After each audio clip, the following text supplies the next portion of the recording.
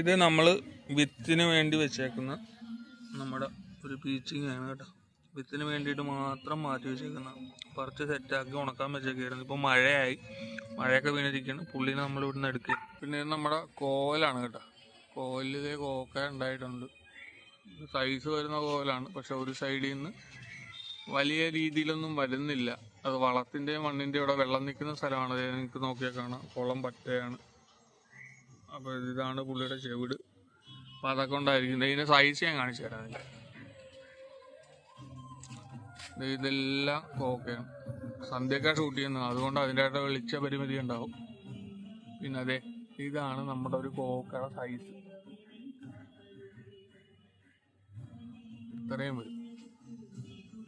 ഞാൻ പറിച്ച് കാണിക്കാം. എത്ര ഉണ്ടാവും ഒരു കോവൽ? ആപ്പിൾ കോലെന്നാണ് ഇവിടെ ഇത് അറിയപ്പെടുന്നത്. നിങ്ങളുടെ നാട്ടിൽ എങ്ങനെയാണെന്ന്, ഈ വീഡിയോ കാണുന്നവരുടെ നാട്ടിൽ എങ്ങനെയാണെന്ന് അറിയാൻ മേല.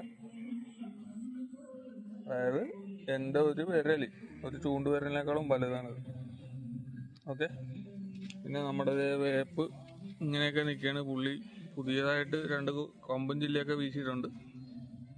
അല്ലാതെ പുതിയതായിട്ടുള്ള ഒരു സെറ്റപ്പൊന്നുമില്ല. പിന്നെ നമ്മുടെ ഇഞ്ചിയൊക്കെ അതുപോലെയുണ്ട്. ഇഞ്ചി നല്ല സെറ്റപ്പായിട്ടുണ്ട്. അതിൻ്റെ മറ്റേ ട്യൂബ് കാണാം. അത് ഞാൻ മീനിന് തീറ്റ കൊടുക്കാനായിട്ട് സെറ്റ് ചെയ്തിട്ടേക്കണതാണ്. പിന്നെ കുളത്തിൽ കുറേ മീനൊക്കെ ഇട്ടിട്ടുണ്ട്. അത് പിടിക്കുമ്പോൾ നിങ്ങളെ കാണിക്കാം. മറിയുന്നത് നിങ്ങൾക്ക് കാണാം. കണ്ണിയുണ്ട്, നമ്മൾ സിലോപ്പിയുണ്ട്, കുറേ മീൻ കൊണ്ടുവന്നിട്ടുണ്ട്. ഓക്കെ, അതൊക്കെയാണ് ഇന്നത്തെ വിശേഷം. അപ്പോൾ അടുത്ത വീഡിയോ വരെ കാണുന്നവരെ ഗുഡ് ബൈ.